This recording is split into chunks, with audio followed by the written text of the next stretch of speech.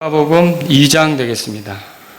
오늘 같이 볼 본문은 41절부터 52절까지 되겠습니다. 그런데 우리가 이 시간에 함께 볼 말씀은 44절 한 절만 보겠습니다. 왜냐하면 잠시 후에 우리가 말씀을 전할 때, 또 여러분이 들을 때 본문을 좀 이렇게 훑어보는 시간이 있기 때문에, 살펴보는 시간이 있기 때문에 44절. 자, 여러분의 가정에서 성경책을 대하고 있다면 한 몫으로 읽겠습니다. 시작. 그분이 일행 중에 있는 줄로 생각하고 하룻길을 간 뒤 자기들의 친족과 친지들 가운데서 그분을 찾되. 아멘. 자, 오늘 말씀의 제목은 그분이 일행 중에 있는 줄로 생각하고, 이런 제목으로 말씀드리겠습니다. 우선 41절 한번 읽어볼까요? 41절 같이 읽겠습니다. 시작. 이제 그분의 양치는 해마다 6월절이 되면 예루살렘에 갔더라. 여기서 양치는 누구를 얘기하는 거죠? 마리아하고 요셉을 얘기하는 겁니다. 이 사람들이 예수님을 양육시켰잖아요. 예수님이 자라가는 과정에 개입했고 도와주었던 사람들이에요.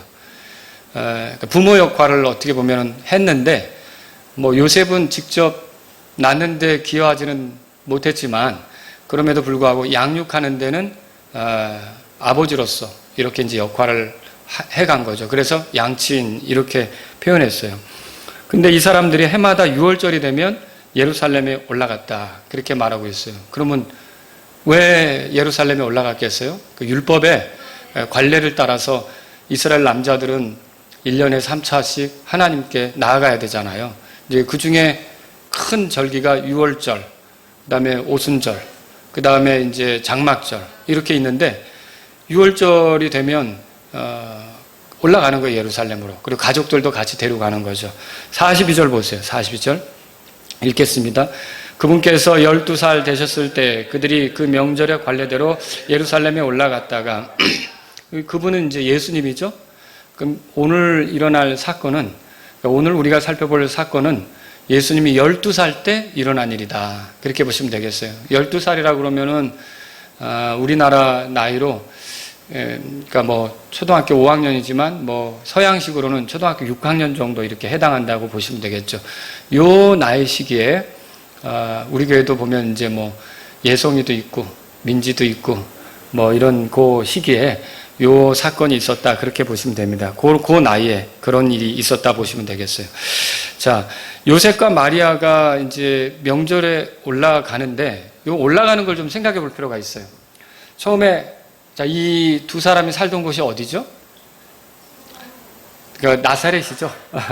나사렛에서 이 사람들이 이제 여행을 할 때는 가족들끼리 떠나는 거예요. 근데 가족들끼리 그 마을을 나갈 때, 그 마을에서 떠날 준비가 된 이웃이 있을 거 아닙니까? 그럼, 자네도 지금 가나? 나도 지금 가는데, 같이 감세 하고, 그렇게 해서 이제 같이 가는 거예요. 가다가 보면 예루살렘으로 가는 데 있어 이제 길이 또 있을 거 아닙니까? 다른 데서 오는 길. 거기서 누군가를 또 만나면, 오래간만일세.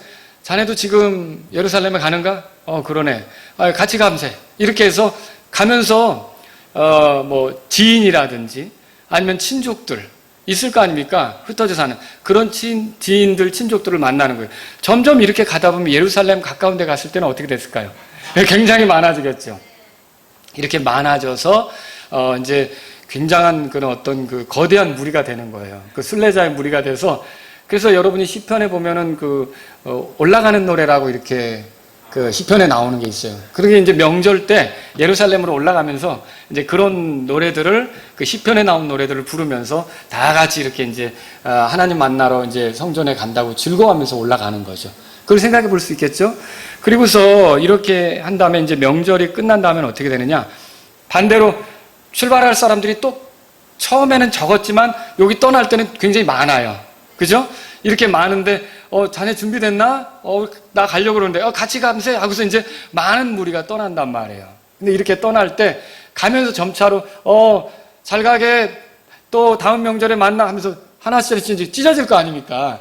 그러면서 이렇게 가다 보면 최종적으로 나사렛에서는 자기 가족만 남는다든지 아니면 자기 나사렛 이웃과 함께 이제 그 마을에 도착하는 그런 일이 생기겠죠. 이해하시겠죠? 떠날 때는, 그러니까 예루살렘에서 떠날 때는 큰 무리로 떠나지만 갈수록 이제 떨어져 나가는 거죠. 난 이쪽으로 가야 되고 하면서, 그래, 잘 지내게 그동안 또 다음 명절에 만나세 하고 이제 이렇게 그렇게 가는 거예요. 그거를 한번 이걸 생각해 보시면 되겠어요. 자, 근데 요셉과 마리아는 그렇게 해서 예루살렘을 떠났는데 하루 길쯤 간 뒤에 그때 예수가 어디 갔지? 우리 맏아들이 어디 갔지? 예수님을 잃어버린 거예요. 43절, 44절 읽겠습니다. 시작.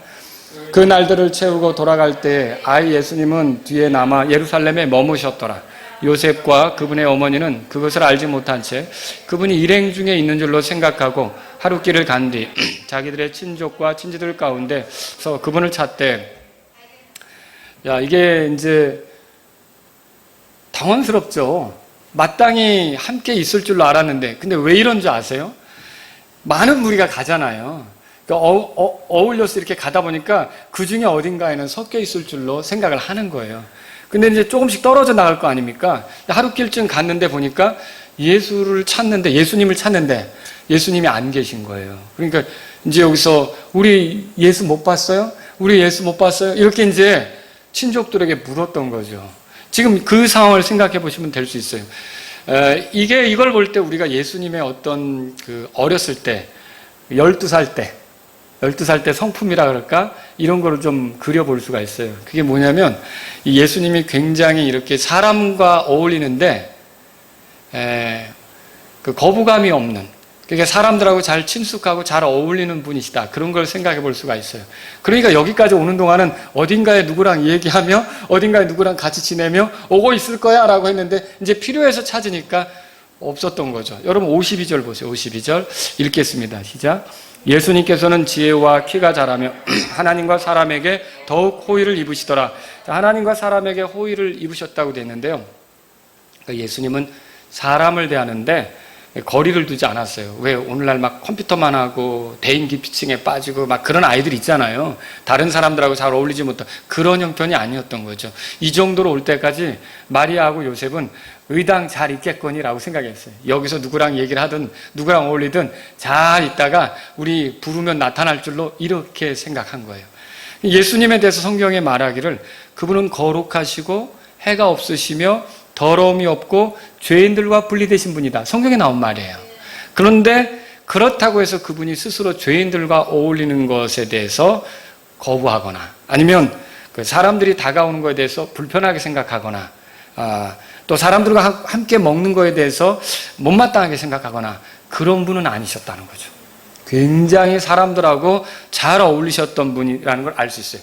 예수님은 하나님께로부터 왔잖아요. 하나님이 보내신 것으로 인해 온 거 아닙니까? 그렇다고 해서 하나님께서 보내셨다는 이유로 거드름을 피우거나 사람들을 볼 때 업신여기는 눈으로 보거나 이렇게 하지 않았다는 거죠. 우쭐대거나 사람을 우습게 알거나 이렇게 하지 않았다는 거죠. 그냥 한마디로 말해서 사람하고 정말 잘 지내셨어요. 잘 지냈어요. 그래서 마리아하고 요셉도 의당 우리가 지금 집으로 가는 여행을 시작했는데 이 중에 어딘가에 섞여서 잘 지내다가 우리가 부르면 나타날 줄로 생각했던 거죠. 근데 하루쯤 갔는데 예수님이 일행 중에 있었어요, 없었어요? 이 일행 중에 없었던 거예요. 같이 있는 줄로 생각했는데 없었던 거죠. 이때 이 마리아하고 요셉이 우리 예수는 특별해. 알아서 올 거야. 12살이지만 무사히 찾아올 거야. 그리고 갔어요? 그렇게 가지 않았어요. 그 다음에 어떻게 했냐면 이거 그대로 갈 수 없는 거예요. 도로 예수님을 찾기 위해서 쉽게 말하면 빠꾸한 거예요. 빠꾸. 예루살렘으로 돌아간 거죠. 45절 다 같이 읽겠습니다. 시작. 발견하지 못하였으므로 그분을 찾으면서 예루살렘으로 되돌아가니라 그랬어요. 그리고 마침내 예루살렘으로 가는데 아마 가면서 자세히 여기저기 뒤졌을 수 있고요. 어디 있을까? 예루살렘에 들어가서도 여기저기 막 다니면서 예수님을 찾았을 수도 있고요. 그래서 하루길 가서 잃어버렸는데 사흘 돼가지고 도로 가서 사흘 만에 예수님을 만난 거예요. 그러니까 일주일에 반 정도를 예수님하고 같이 못 있었던 거죠. 예수님이 갑자기 말하자면 생부하가 돼버려서 말하자면 같이 있지 못하게 된 거였어요. 가족들과 떨어져서. 그래서 여기 한번 읽어보세요. 46절, 47절 읽겠습니다. 시작. 그들이 사흘 뒤에 그분을 성전에서 하였는데 그분께서 박사들 한가운데 앉으사 그들의 말을 듣기도 하시며 그들에게 문제들을 묻기도 하시더라. 47절 그분의 말을 들은 모든 자들은 그분께서 깨닫고 답변하시는 것으로 인하여 깜짝 놀라더라. 12살인데 박사들하고 앉아서 얘기를 하는 거예요. 물론 이거 예수님의 지혜가 탁월하시다, 뛰어나시다 이런 것들도 얘기할 수 있지만 그 사람을 대하는데 거부감이 없는 거예요. 사람하고 어울리는데 아주 자연스럽게 그렇게 하는 거죠. 이게 예수님은 사람을 찾으러 오신 거 아닙니까? 잃어버린 자를 찾으러 온 거 아닙니까? 그런데 사람에게 경계심을 갖고 그러면 어떻게 되겠어요? 이만큼 예수님이 사람에게 다가가는 게 아주 익숙한 그런 분이라는 걸 우리가 엿볼 수 있는 부분이라는 거죠. 그런 구절이라는 거죠. 자, 그런데 48절에 마리아가 이제 한마디 하죠. 48절 읽겠습니다. 시작. 그들이 그분을 보고 놀라며 그분의 어머니는 그분께 이르되 아들아 내가 어찌하여 우리에게 이렇게 하였느냐 보라 내 아버지와 내가 근심하며 너를 찾았노라 하며 진짜 얼마나 놀랬겠어요. 우리도 만약에 애를 잃어버려가지고 4일을 못 찾았다 그러면 그게 얼마나 개 잃어버린 것도 막 벽에다 붙이고 난리를 치고 막 개 잃어버렸다고 힘들어하는 분들도 있는데 내 아들을 잃어버렸단 말이에요. 맏아들을 잃어버렸는데 이거 그냥 이렇게 할 수 있겠냐는 거죠. 얼마나 마음을 졸였겠어요. 이게 마리아의 말이 진심이란 말이에요. 근데 내 아버지가 얼마나 이게 나랑 같이 걱정했는지 알아? 그러면서 이렇게 아버지 얘기했는데 이때 마리아가 말하는 아버지는 누구 얘기하는 거예요? 요셉이죠, 요셉, 양부 얘기를 하는 거예요. 근데 예수님이 이걸 딱 들으시고는 49절 다 같이 읽겠습니다. 시작. 그분께서 그들에게 이르시되 어찌 나를 찾으셨나이까? 내가 반드시 내 아버지 일을 해야 함을 알지 못하셨나이까 하시니라. 예수님은 뭐라고 대답하셨냐면 내 아버지의 일을 내가 해야 하는지 알지 못했습니까? 그랬어요. 그러면 마리아가 말한 네 아버지하고 예수님이 말한 내 아버지하고 동일 인물입니까? 아니죠. 마리아는 육신적으로 얘기를 한 거고 예수님은 영적으로, 그죠? 하늘에 계신 아버지를 말씀하신 거죠. 그래서 하늘 아버지의 일을 해야 하는 사람인 것을 알지 못하셨습니까? 이렇게 이제 말씀을 하신 거죠. 그래서 이렇게 했는데 결국 50절에 그들은 뭔 말인지 깨닫지 못했죠? 같이 읽어보겠습니다. 시작. 그들은 그분께서 자기들에게 하신 말씀을 깨닫지 못하더라. 자, 오늘 저는 이 말씀을 통해서 한 3가지를 정리해서 여러분에게 말씀드리려고 해요. 이게 이제 우리 인생을 살아가는데 꼭 필요한 것이에요. 그리고 우리가 그리스도인으로 살아갈 때도 꼭 필요한 거예요. 여러분은 이걸 잘 정리하셔야 돼요. 첫 번째는 뭐냐면요. 우리 인생길에 예수님이 함께 하시는지 살펴야 된다는 거예요. 요셉과 마리아가 예수님이 그 일행 중에 함께 하는 걸로 착각하고 끝까지 갔다. 중간에 찾지도 않고 의당 같이 갈 거라고 그냥 갔더라면 더 멀리 가서 예수가 없네 이렇게 하고 더 멀리 가서 발견했더라면 이 여행은 더 힘들어졌겠죠. 더 예수님을 찾는 것이 더 힘들어졌겠죠. 그렇죠? 그런 거예요. 더 힘들게 되었을 거예요. 지금처럼 CCTV가 있는 것도 아니고 스마트폰으로 위치 추적이 가능한 것도 아니고 정보 교환이 원활해서 뭐에 대해서 이렇게 서로 찍어가지고 빨리빨리 이렇게 나누고 그런 시절도 아니고, 그래서 이 예수님이 그 일행 중에 있다는 것을, 예수님이 그 일행 중에 있지 못하다는 것을 너무 늦게 발견하면 어땠을까요? 더 힘들어졌겠죠. 그죠? 근데 하루길을 가서 예수가 우리 가운데 없다. 우리 가운데 없다는 걸 그때 발견하고 찾아가려고 했던 거죠. 여러분, 예수님과 함께 걷는다고 생각한 사람에게 가장 충격적인 일이 뭔가, 자기 자신이 예수님과 함께 걷는다고 생각했던 거예요. 근데 죽기 직전에 자신의 삶에 예수님이 함께 하시지 않았다는 것을 알 때예요. 그러니까 평생 나는 교회 다녔어요. 그리고 주일학교에서 교사로도 봉사했어요. 그리고 무슨 교회에서 하는 사역이라 그럴까? 거기에 동참했어요. 그리고 내 자체가 기독교가 싫지 않기 때문에 나 자신을 그냥 예수님 편이라고 생각을 했어요. 그래서 나하고 예수님은 늘 같이 이렇게 인생을 보내는 그런 관계다라고 생각을 했는데 죽기 직전에 이제 막 숨이 꼴딱꼴딱 넘어가는데 갑자기 내가 하늘나라에 갈 수 있는 확신도 없고 내가 인생을 살아가면서 지은 죄들에 대해서 용서받지도 못한 것 같고 그냥 예수님하고 같이 살아온 것 같은데 내 죄 문제나 내 구원 문제에 예수님이 없는 거를 그때서 발견한 거예요. 그러면 그때 얼마나 당황스럽겠습니까? 근데 이게 또 사람이라는 게 막판에서 예수님 믿는다는 게 그렇게 우리가 생각하는 것처럼 쉬운 게 아니거든요. 마음이 굳어져가지고 이해도 안 될 수도 있고요. 뭐 예를 들어 치매라든지 더 막 그 어떤 정신적으로 깊은 잠에 빠지거나 이러면은 그냥 반응을 못 할 수도 있는 거라고요. 그러니까 이게 인생을 살아가면서 그렇게 그 충격적인 일이 뭐냐면, 아니 나는 기독교인으로 살아왔기 때문에 의당 예수님이 내 삶에 함께하는 줄로 생각을 했는데 막상 죽어야 될 순간에 보니까 내 구원 문제 안에 예수님이 없었다는 거예요. 그럼 얼마나 절망적이겠습니까? 이거는 너무나 절망적인 것이다라는 거죠. 마치 요셉과 마리아가 그 집으로 가는 여정에서 그 끝에 가서 예수님을 예수 어디 갔지? 그러면 그때 더 끔찍했을 거예요.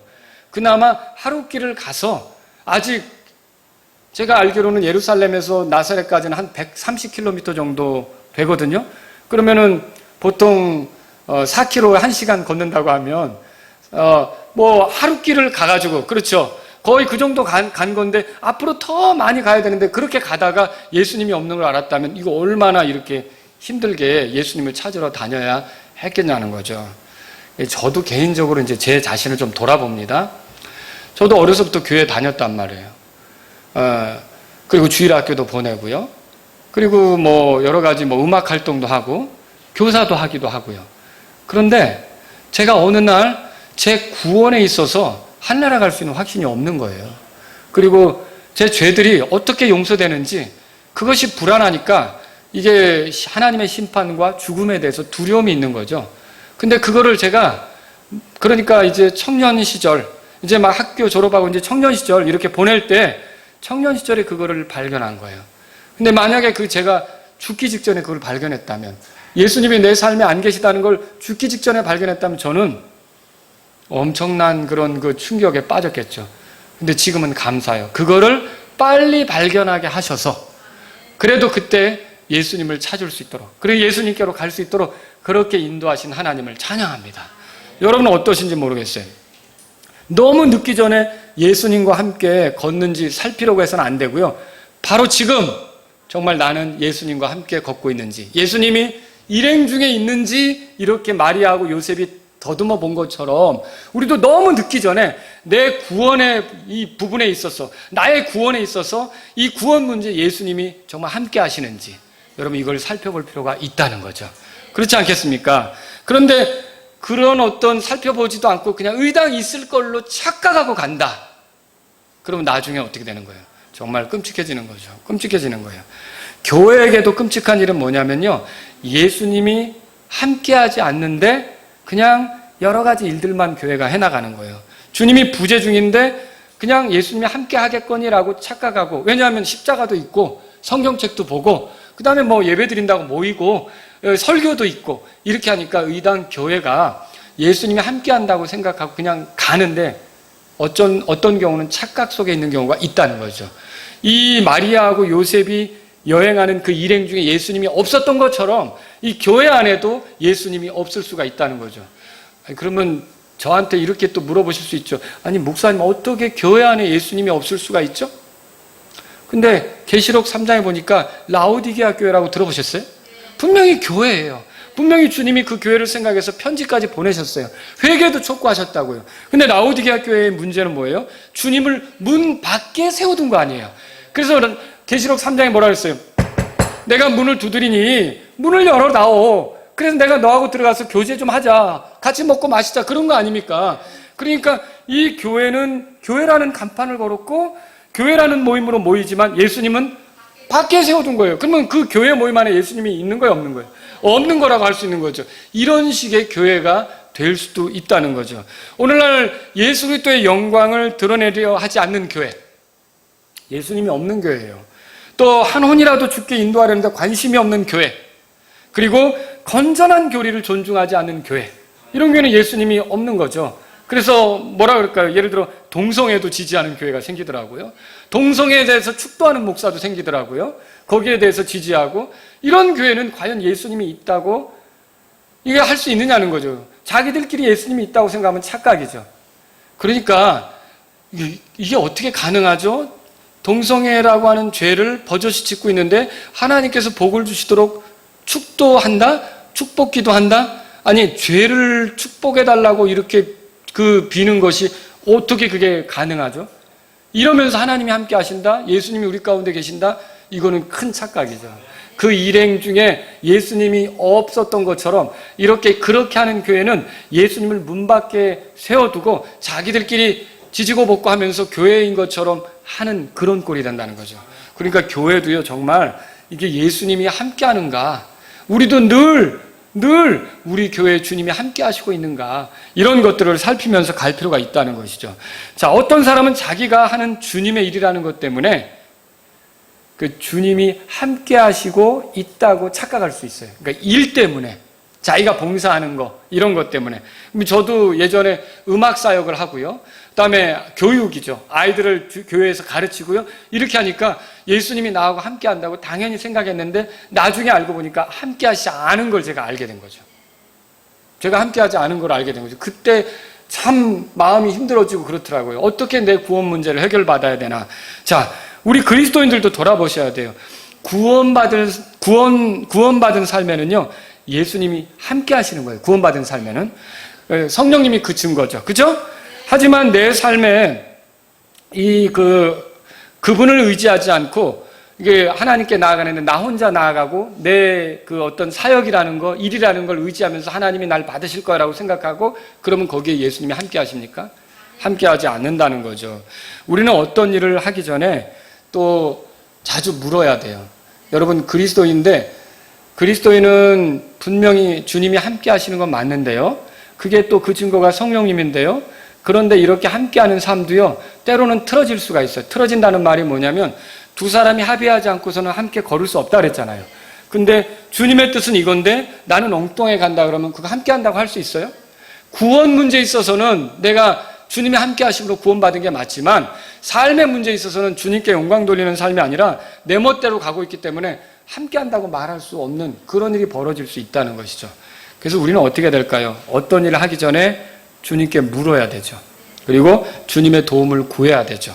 그리고 주님이 개입해 주시기를 갈망해야 되죠. 주께서 도와주시기를, 그리고 선하게 인도해 주시기를 요청해야 되죠. 그러니까 내 멋대로 가는 것은 함께 한다고 할 수 없어요.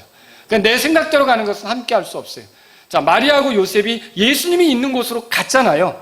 왜 예수님이 있는 곳으로 가요? 그분과 함께 있기 위해.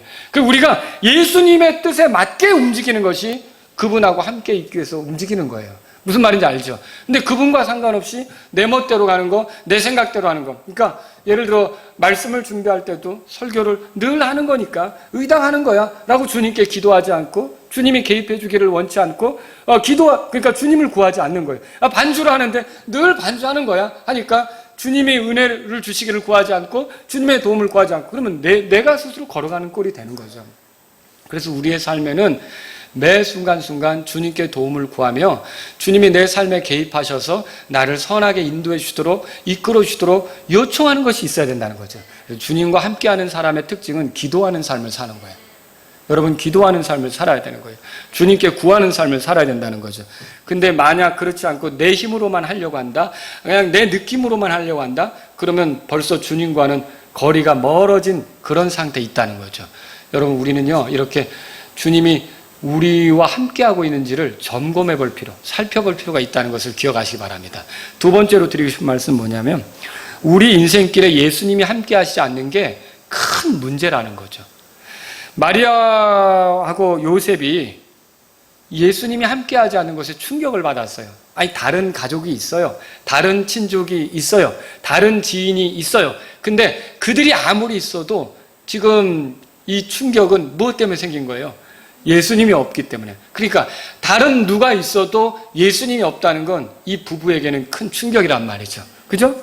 자, 그래서 이 사람들은 여행을 중단했던 거예요. 여행을 중단하고 고향으로 가는 길이 아니라 다시 뒤로 예수님을 찾기 위해서 돌이켰던 거죠. 자, 우리도 마찬가지입니다.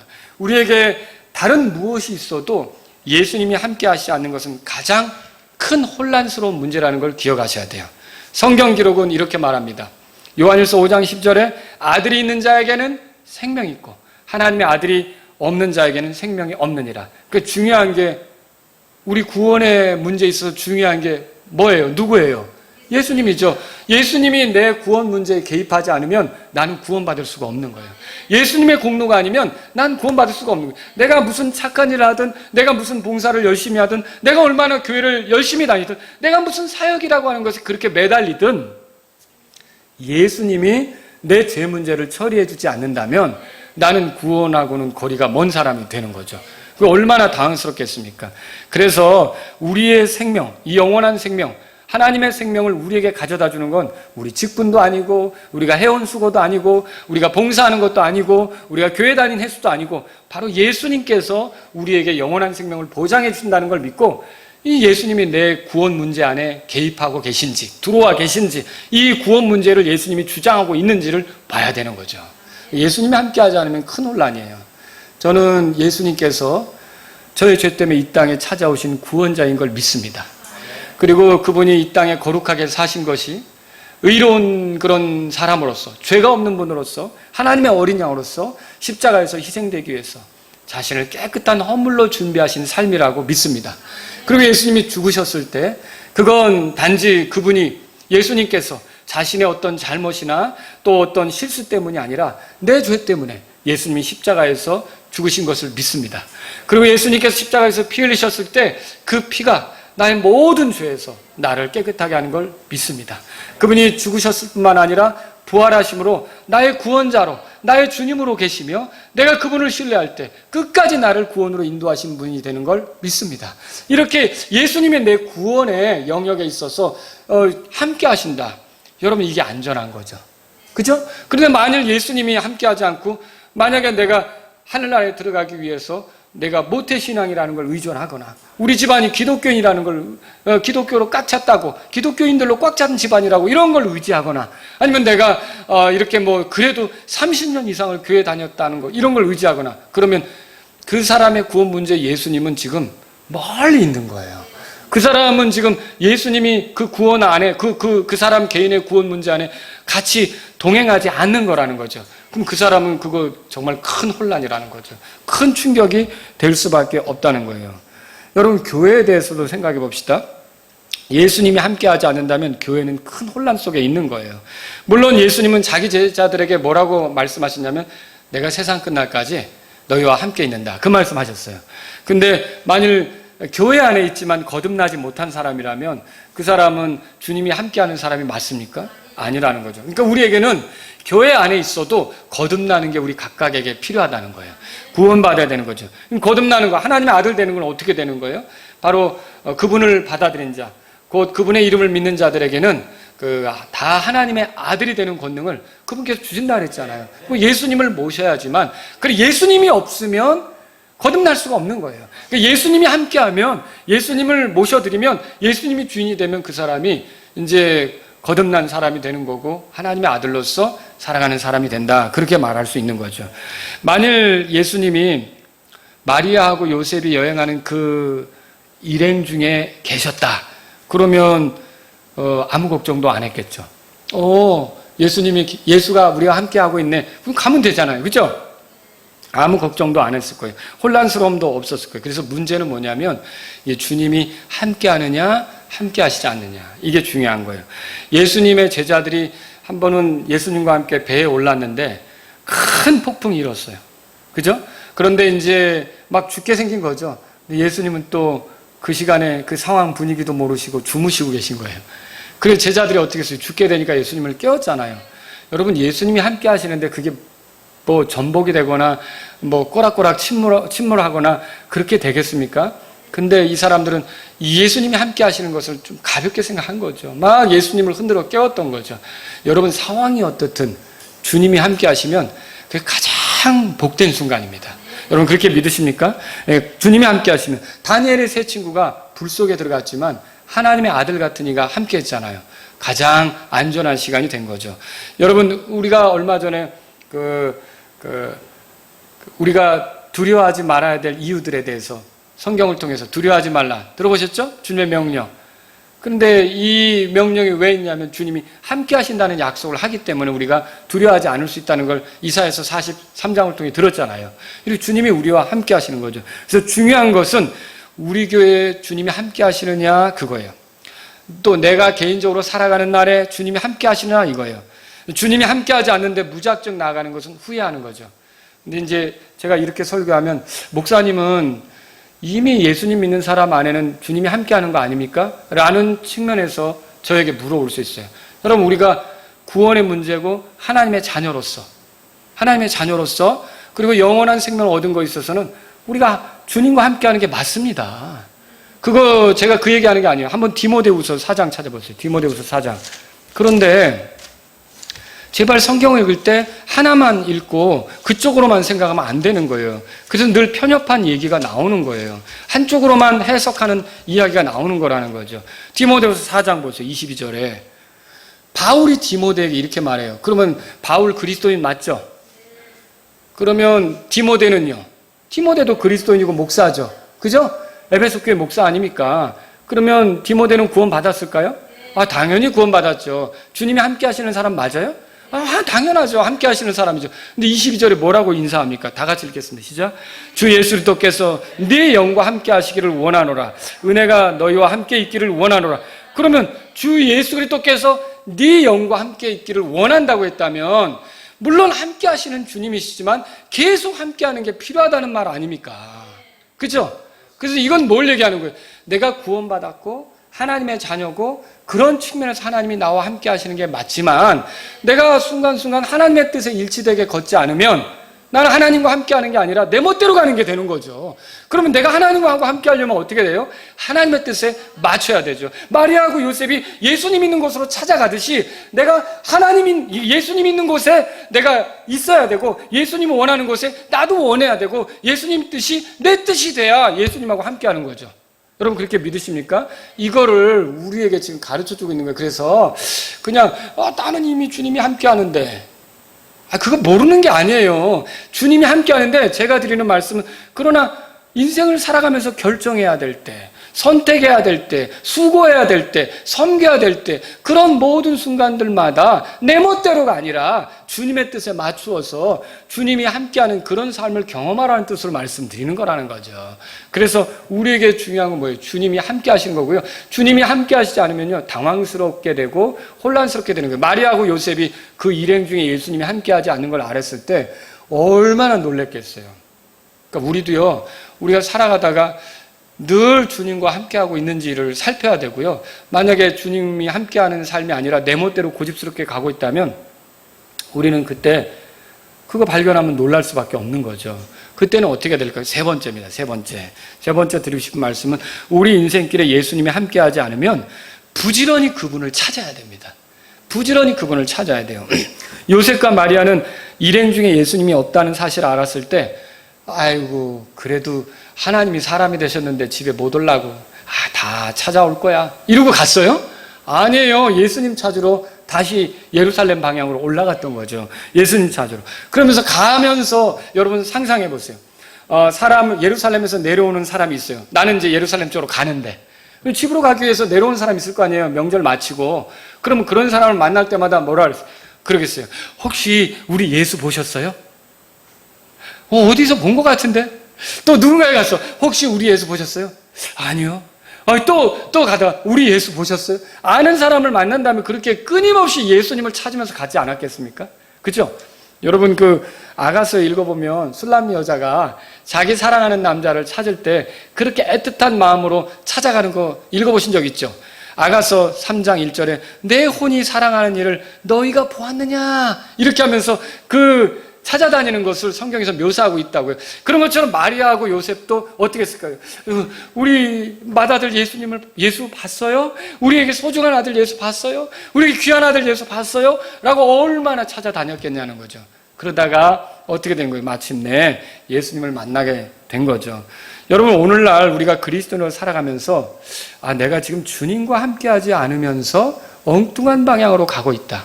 주님이 이거 지지하지 않는데 내가 이거 하고 있다.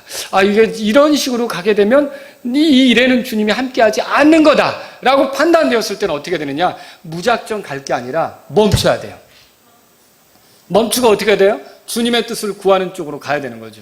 주님을 찾아야 되는 거죠. 주님이 함께 해주시기를 원해서 주님에게 맞춰야 되는 거죠. 성경에 예수님 말씀하셨어요. 찾으라. 그러면 너희가 찾을 것이오 그랬어요. 아모스 대언자는 이렇게 말했어요. 아모스 5장 6절에 주를 찾으라. 그리하면 너희가 살 것이오. 잠언에서 지혜가 말하는 것을 적어놨어요. 지혜가 뭐라고 말하냐면 이게 지혜가 결국 예수님을 보여주는 거고 주님을 보여주는 건데 일찍 나를 찾는 자들이 나를 만나리라. 잠언 8장 17절에 또 잠언 8장 35절에 이렇게 써 있어요. 누구든지 나를 찾는 자는 생명을 얻고 그랬어요. 또 잠언 28장 5절에 주를 찾는 자들은 모든 것을 깨닫느니라. 자, 또 히브리서 11장 6절에는 하나님은 부지런히 자신을 찾는 자들에게 보상해 주시는 분이라고 써 있어요. 여러분 그래서 우리는 어떻게 합니까? 이 주님을 찾아가야 돼요. 주님을 찾아야 되는 거예요. 내가 지금 주님의 뜻과 상관없이 어떤 길을 가고 있다. 그렇게 됐을 때, 야, 이거는 주님이 함께 하시지 않는데 불안해진다. 내가 지금 가는 여정에 주님이 없는 것 같아. 내 멋대로 가고 있는 것 같아. 그러면 여러분 그냥 갈 게 아니라 어떻게 되는 거예요? 스톱. 멈춰야죠. 그리고 주님을 구해야죠. 요셉과 마리아는 예수님을 찾는 일에 얼마나 간절했겠습니까? 그리고 그들이 발견했는데 대답해 보세요. 어디서 예수님을 만났어요? 게임방? 게임방? 아니면은 뭐 PC방? 아니면 뭐 어디서 예수님을 발견했어요? 예수님이 12살이니까 뭐 하고 있었냐는 거죠. 예수님을 발견한 것은 어디예요? 아버지 집이었어요. 예수님은 술집에 있지 않았어요. 예수님은 극장에 있지 않았어요. 예수님은 창녀촌에 있지 않았어요. 그분은 하나님의 집에 있었어요. 성전에 있었단 말이에요. 성전에서 그분이 발견되었다는 거죠. 여러분 그분이 발견할 수 있는 곳으로 가야 되는 거예요. 그분이 있을 만한 곳으로 가야 되는 거예요. 그래서 아무 데서나 그분을 찾는 게 아니라 물론 그분은 어디나 계시지만 그분의 영광이라는 거, 그분의 임재라는 건 우리가 그분이 계실 만한 곳에 계시다는 걸 알아야 되는 거예요. 그럼 그분이 계실 만한 곳은 어디냐는 거죠. 다른 게 아니라 거룩한 모임에 그분이 계시고요. 거룩한 말씀 안에 그분이 있고요. 거룩한 시간에 그분이 계시고요. 거룩한 삶 안에 그분이 만나질 수 있다는 거죠. 그래서 하나님이 함께 하시는. 그래서 오늘날 우리가 예수님을 만나려면 어디로 가야 되는지 잘 생각하셔야 돼요. 하나님 말씀으로 가야 됩니다. 거룩한 말씀으로 가야 돼요. 하나님의 집으로 가야 됩니다. 거룩한 성도들이 모이는 곳으로 가야 되는 거죠. 그 거룩한 삶으로 나아가야 됩니다. 그러니까 그 거룩함의 아름다움, 이걸 하나님이 기뻐하시잖아요. 그래서 우리가 거룩한 삶으로 나아갈 때 거기서 주님 만나는 것이 가능하게 되는 놀라운 일이 있게 된다는 거죠. 그러면 요셉과 마리아는 만났죠. 그 다음에는 어떻게 됐을까요? 성경은 이렇게 끝납니다. 51절. 다 같이 읽겠습니다. 51절. 시작. 그분께서 그들과 함께 내려가사 나사렛에 이르러 그들에게 복종하시더라. 그러나 그분의 어머니는 이 모든 말씀을 마음속에 간직하니라. 여기서 중요한 건 이거예요. 그분께서 그들과 함께 내려가사. 아까는 일행 중에 있었어요? 없었어요? 없었죠? 근데 지금은 성경에 뭐라고 써 있었어요? 예수님을 찾았는데 이제 그들과 함께 내려갔다고 돼 있어요. 그러면 이 여행은 이제 불편한 여행이 아니죠. 그죠? 걱정할 여행이 아니죠. 아들 예수가 함께하는 여행이 됐으니까. 여러분 창세기 28장으로 가보세요. 우리 삶에 중요한 게 이렇게 주님이 함께 하시는 거예요. 창세기 28장 한번 가보세요. 형 에서의 낯을 피해 바단 아람으로 내려가던 야곱이 있었어요. 여러분 아시죠? 이 야곱이 얼마나 두려웠겠어요. 아버지 어머니를 떠나고 낯선 곳으로 가는데 근데 이때 베델이라는 곳에서 돌을 베고 잠을 잘 때 꿈에 하나님께서 나타나셨잖아요. 그래서 하나님께서 뭐라고 말씀하십니까? 15절 보세요. 이렇게 약속하세요. 다 같이 읽겠습니다. 시작. 또 보라, 내가 너와 함께 있어 내가 가는 모든 길에서 너를 지키며 너를 이 땅으로 다시 데려오리라. 내가 내게 말한 것을 행할 때까지 너를 떠나지 아니하리라 하시니라. 자 보세요. 이 야곱이 여행하는 길에서 정말 두려웠는데 주님이 뭘 약속하셨어요? 내가 너와 함께 하겠다. 그리고 너를 떠나지 않겠다. 네가 이게 얼마나 큰 약속이냐는 거죠. 그러니까 우리의 삶에 있어서 정말 필요한 건 뭐냐면 주님이 함께 하는 거예요. 주님이 함께 하는 거예요. 그리고 그러니까 야곱이 뭐라고 합니까? 20절 보세요. 야곱이 서원하죠. 읽겠습니다. 시작. 야곱이 서원하여 이르되 하나님께서 나와 함께 계셔서 내가 가는 이 길에서 나를 지키시고 먹을 빵과 입을 옷을 내게 주사 내가 평안히 내 아버지 집으로 되돌아오게 하시면 주께서 나의 하나님이 되시고 내가 기둥으로 세운 이 돌이 하나님의 집이 되며 하나님께서 내게 주실 모든 것에서 10분의 1을 내가 반드시 하나님께 드리겠나이다 하였더라. 이런 모습. 그래서 야곱은 뭐라, 하나님께서 그렇게 함께 하신다면, 그럼 함께 하신다는 게 뭐냐? 여기 나를 지키는 거예요. 내가 가는 길에서. 나를 먹이시는 거예요. 나를 입히시는 거예요. 그리고 나를 평안하게 인도하셔서 무사히 집으로 돌아오게 하시는 거죠. 이렇게 함께 하시면 하나님, 나의 하나님이시고요. 내가 주님께 이거 10분의 1을 드리겠습니다. 그리고 이게 여기가 하나님의 집이 되겠습니다. 이렇게 서원했다는 거죠. 그 야곱의 생애에 있어서 정말 중요한 게 뭐예요? 하나님이 함께 하시는 거예요. 주님이 함께 하는 거예요. 우리도 마찬가지예요. 우리의 삶에 주님이 함께 하시면 두려울 게 없어요. 또 여러분 보세요. 이런 야곱이 집으로 돌아올 때, 외삼촌을 피해서 이제 집으로 돌아올 때 창세기 31장에 가보세요. 창세기 31장. 자, 집으로 돌아오는데 그냥 외삼촌에게 말도 안 하고 도망오죠. 외삼촌이 참 두렵잖아요. 그런데 이 외삼촌에게서 떠나올 때 어떻게 합니까? 주께서 야곱에게 나타나셨어요. 그래서 말씀하시죠. 3절 보세요. 31장 3절. 시작. 주께서 야곱에게 이르시되 내 조상들의 땅으로 내 친족에게로 돌아가라. 내가 너와 함께하리라 하시면. 자, 이번에도 처음에 집을 떠나는 게 하나님이 함께 하시는 일이었고요. 이제 집으로 돌아오는 거 있잖아요. 이 고향으로 돌아오는 게. 이게 하나님이 함께 하시는 거예요. 그 방향으로 가는 게 하나님이 함께 하시겠다고 한 거예요. 그러니 야곱은 이제 하나님 믿고 움직이면 되는 거죠. 그죠? 이것뿐만이 아니에요, 여러분. 그 밑에 보세요. 5절에 그래서 또 이렇게 써있죠. 31장 5절. 시작. 그들에게 이르되 내가 당신들 아버지의 얼굴빛을 보는데 그것이 나를 향해 전과 같지 아니하도다. 그러나 내 아버지 하나님께서 나와 함께 하셨네. 야곱은 뭘 얘기하느냐면 자기 아내들을 모아놓고 떠나기 전에 아버지가 얼굴빛이 변했다. 옛날처럼 나를 대하지 않는다. 근데 하나님은 나와 함께 해오셨다. 이걸 얘기를 하는 거예요. 그리고서 함께 하신 하나님을 따라 우리가 가자. 이렇게 이제 아내들을 설득하는 거죠. 여러분, 나중에 요셉이 이집트의 총리로 가 있고 야곱을 초대하는 거 아시죠? 총독이 돼서 초대하잖아요. 그때 야곱이 가족들과 내려가게 된단 말이에요. 두렵겠죠. 사실 가나안 땅을 떠나면 안 될 것 같은데. 근데 창세기 찾아보세요, 여러분. 46장. 창세기 46장. 이때도 어떻게 하는가? 창세기 46장. 3절, 4절 읽겠습니다. 시작. 그분께서 이르시되 나는 하나님 곧 내 아버지 하나님이니 이집트로 내려가기를 두려워하지 말라. 내가 거기에서 너로부터 큰 민족을 만들리라. 내가 너와 함께 이집트로 내려가고 또 반드시 너를 데리고 올라오리라. 또 요셉이 그의 손으로 내 눈을 감기려 하셨더라. 그러면 야곱이 이집트로 내려가는데 하나님이 뭘 약속하세요? 함께하겠다 약속하잖아요. 그게 그에게는 든든한 것이 되는 거라는 거죠. 자, 오늘 그래서 제가 두 가지로 말씀을 드리고 끝낼게요. 여러분 중에 혹시 이 설교를 들으면서 가족들과 함께 예배를 드리는데 구원받지 못한 분이 있다. 그리스도인이 아니다, 아직은. 그런 분이 계시다면 여러분의 인생 여정에 예수님이 함께 하시지 않는 것을 가볍게 여기면 안 됩니다. 이게 이대로 가다가 나중에 정말 후회하게 된단 말이에요. 아무리 인생을 훌륭하게 살더라도 예수님이 함께하지 않으면 여러분은 하나님께로 돌아갈 길이 없는 거예요. 여러분의 죄들을 하나님께 용서받을 길이 없는 거예요.